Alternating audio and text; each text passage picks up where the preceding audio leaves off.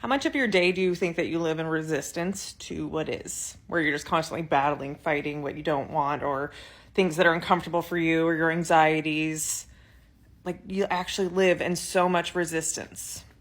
A lot of the work that I do with clients is working on radical acceptance of what is. Whether their partner, their relationship is ending, is not how they want it, they're fighting, they're losing things, they're experiencing grief, all of that suffering is in the resistance of what is. And it can be really hard to accept what is, but your peace can actually come from radical acceptance. So how do you even start with that? Well, think about one thing that you're resistant to, one thing that you're struggling with, that you feel blocked on, that you feel suffering, stuck, anxious, just wherever there's emotion in your body. And think about the thought that is driving the physical sensation, or the thought that you keep looping or ruminating on. Because I promise you, rumination is like the most useless waste of your time, right? Your brain is trying to go back to a situation to try and find where the missing piece was that you still can't go back to and fix. And so if you accept what is, you can stop the looping, you can stop the resistance, you can stop the fight, the survival response, and just radical acceptance means you stop fighting it.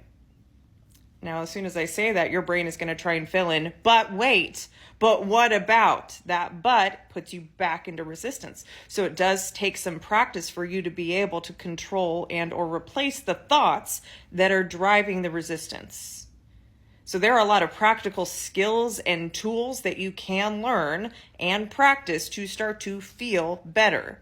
One of those, at least specifically for this video, is practicing radical acceptance. Just time yourself. Set a timer for 5 minutes and sit in radical acceptance of what is. So let's say that your relationship is going to shit, right? And it's creating all this panic. And what about my family? Like, I'm going to lose my kids. Like, am I going to blah, blah, blah, blah, right? Like all of that anxious thinking.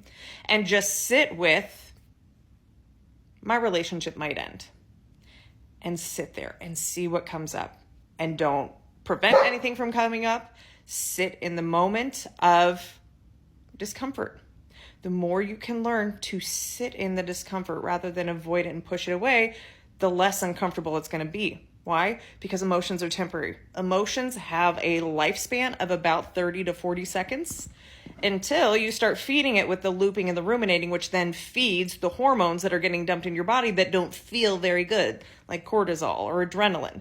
But if you actually focused on what is coming up for you and you paused and you didn't act on it and you didn't try to fight it and numb it and suppress it, it will lose its power over you. And that's how you can start to live in radical acceptance of what is.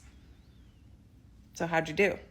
Pause this video or save it for later when you have time to sit for 5 minutes. That's it, 5 minutes to practice living and being in radical acceptance.